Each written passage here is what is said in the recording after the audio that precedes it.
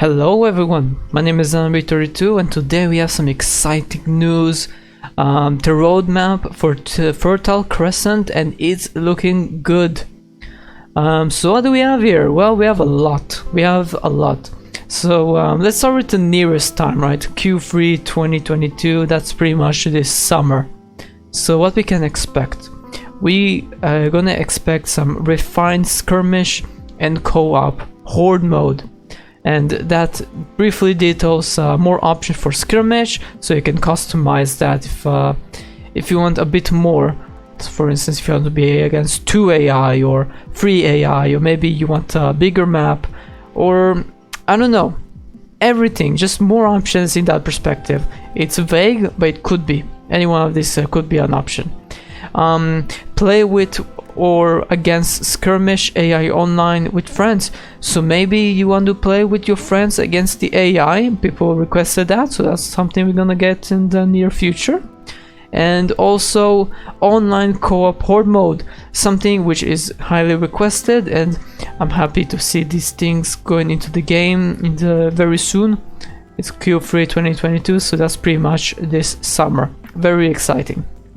Alright, next up, Q4 2022, that's pretty much the beginning of the year, and we'll have the main thing is it's a new content pretty much, right? It's neutral settlement.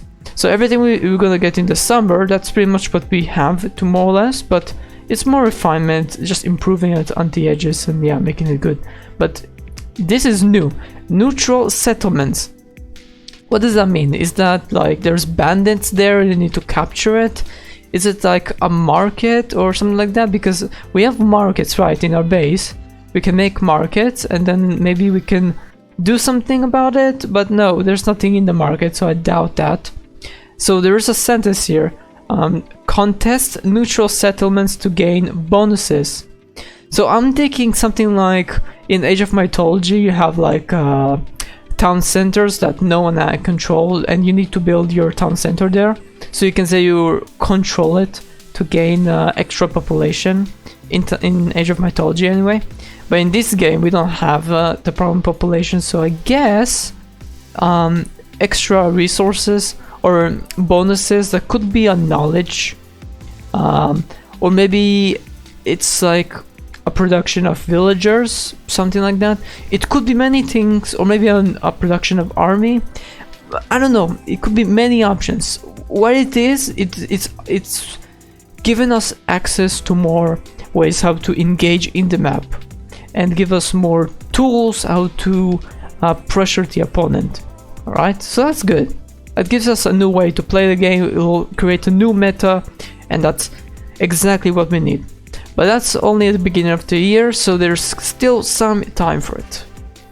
Alright, hotkey customization, that's highly requested, that's very good, because some hotkeys are not very handy where they are. But overall, the hotkey system we have currently is very reasonable. Right, unit stances. I don't know about that one. Is it like attack move, or no? Is it like unit stances? Is it like how you move them around, or formations and stuff like that? I'm not too sure.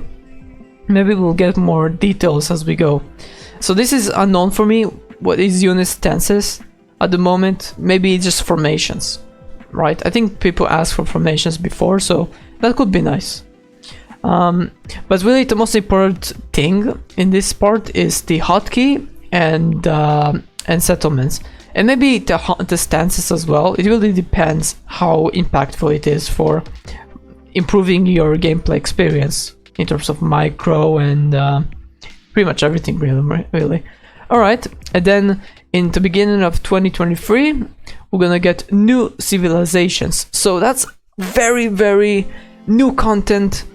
2 new civilizations to work with, so that could be the Babylons, could be the what civs do we have in those ages? I don't know. There's the Bronze Age civs in the Fertile Crescent land and whatnot. What would that entail? I don't know, but it kind of clues on with the second additions, which is new technologies. So in addition to the new civs, you also have new technologies. Maybe the civilizations have extra units. Maybe the civilizations have different tech. Maybe you get different bonuses just for using that civ. I have no idea.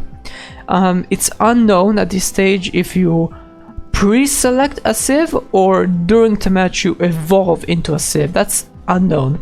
I guess we'll just have to wait to get details.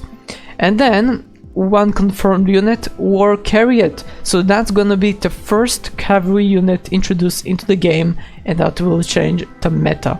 Now it's unknown how that unit will be used in the game, but it's definitely something to be excited for.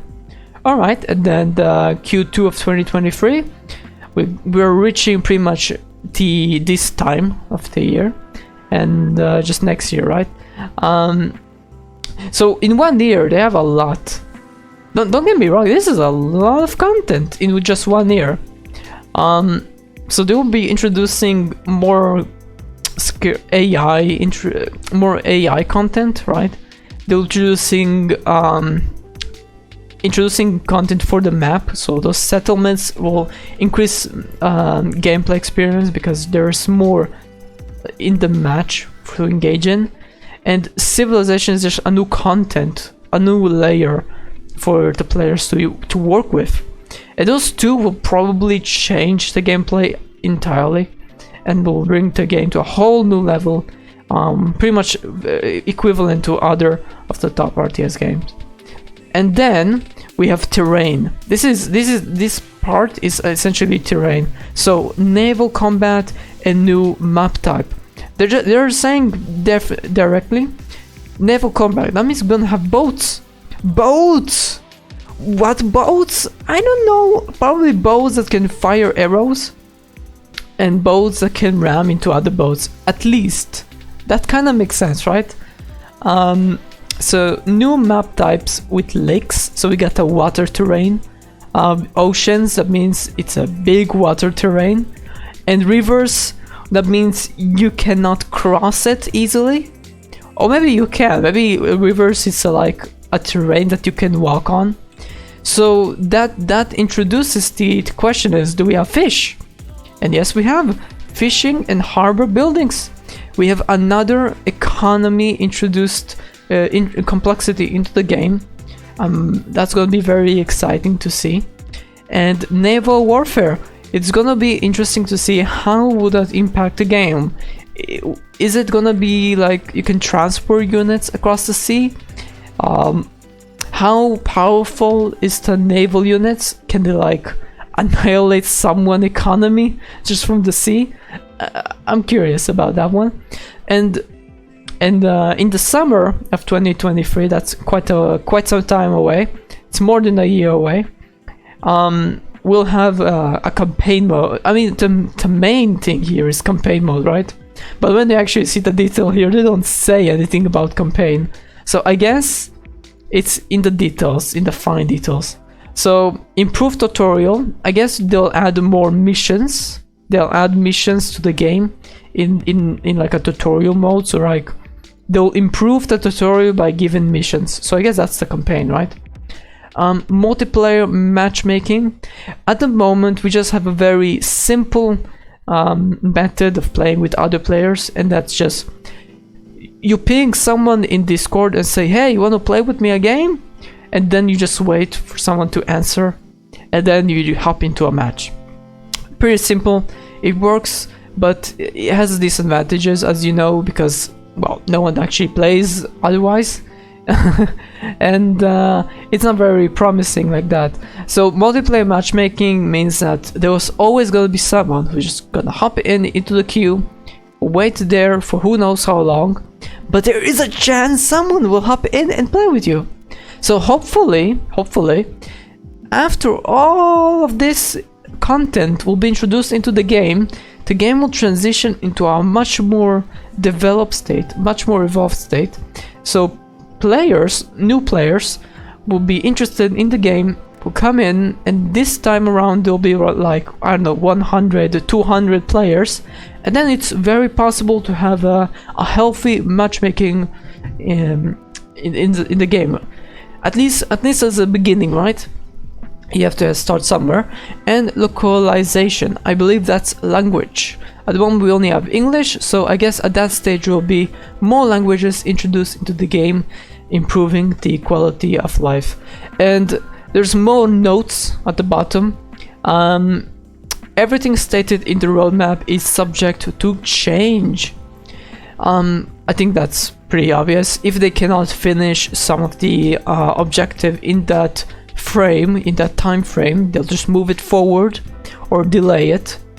Everything is subject to change, right? This is a lot. This is a lot of content, and they need to really put a lot of effort if they want to release all of that in those time frames. So that's a lot of pressure on them. That's really something substantial, but they can do it because a lot of this stuff already, they have ideas. They probably tested some of this. It's not out of the blue. Some of these are actually very reasonable. They have the experience to do that. For instance, the neutral settlements. That's something. It's pretty much either a building of some sort or a unit around it, and you just need to. They need to think about what bonuses the players should get, right? To make sure the match is that settlements are not too broken. But at the same time, they need to introduce that component that will give the edge. A small advantage, but an edge. Anyway, and each update will also introduce a general improvement based on players' feedback. The devs are really nice, and they hear our feedback a lot. In the Discord, when I go in there, I hop in there, I just say, hey Link, I don't like this, I like this thing, I dislike that thing. Can you check? Maybe something is wrong, or maybe the unit is too strong or too weak, or maybe the unit is underwhelming, or maybe the role of the unit is not as I expected, and stuff like that. And it really helps that the devs are commenting for that and reply, and the community then discusses that. It's a game that evolves. The game is not static. It's not in a vacuum that no one knows what's going on. It's a game. It's a game that receives feedback, and the devs interact, and they introduce new content based on that, right? So, like I mentioned, the suggestion about adding a snare effect. So when melee units attack anything, well, anything that moves, it will slow the target. So then we have that in the preview TFC, and it works. It works good. It introduced another layer of complexity, which is very good, because we saw that light axemen were a bit underwhelming, but now with the addition of snare, they are a bit more stronger, making the range units a bit more weaker, but they were already strong, so that's like a counter for them, in a sense. But because the TFC doesn't have a real counter system, introducing those mechanics or complicated or some complex mechanics could help improve the game experience. Alright, so I think that's about it. Right, and here in the let's see if there's anything substantial in the document here. TFC is constantly evolving, and we want you to know that what to expect from our game. Indeed, this is why we have prepared a roadmap divided into individual quarters. Right, each of them will have a big update full of new features, like I just read. And this will extend TFC even more. I definitely agree 100%. You yourself have asked for some of these things. Yes, we did. And we read all the comments carefully. I confirm they do read it. If you go to the Discord, you'll definitely check the history chat. They do read it. Besides our ideas, we will add any tweaks TFC needs. That means balance, bugs, quality of life improvements, stuff like that. Just take into account that the roadmap has no final form. That implies that there could be even more content introduced, or maybe some of the content will be removed depending on the feedback form, right? and some elements may shift in time. Reasonable. So this is what you can expect in the coming year of time and even more. That's a lot of content, and I'm happy that they are going to do a lot of that. Right, you'll find out later. We can't reveal everything right away. Honestly, just this amount of content in 1 year is a lot for a small indie dev. In addition, go! It's time to buy the game. It's Steam Summer Sale, boys! For that occasion, just for this roadmap, they are having a discount of 35% off. The game will be much more affordable. It's already cheap, but considering the content we have already in the game, having it more cheaper will be even more reasonable. So this is a good thing for players who are on the lookout or not sure if to buy the game. Now they know the devs have a really good plan. There's a lot of content in the plan, so why not come check the game? Maybe you'll enjoy it and just hop in. The community is very nice, and it's yeah, here it is. And on the Discord you will always find people willing to play together, and it's a really nice community, so don't worry about it. And with the Horde mode co-op coming soon, it's not yet in, but as I said, it's going to be in the summer. You'll be able to compete in PvP and PvE, so you're gonna have some blasts with your friends regardless. So join in to Fertile Crescent and have fun. Alright, so I hope you enjoyed the video, guys. Great news, and let's rate it up. Oh, fridge me, I cannot rate it up here. I'll rate it up in my account, no worries. So yeah, let's play a game. I mean, why not? Alright, I hope you have a good day, guys, and yeah, see you on the next one. Bye.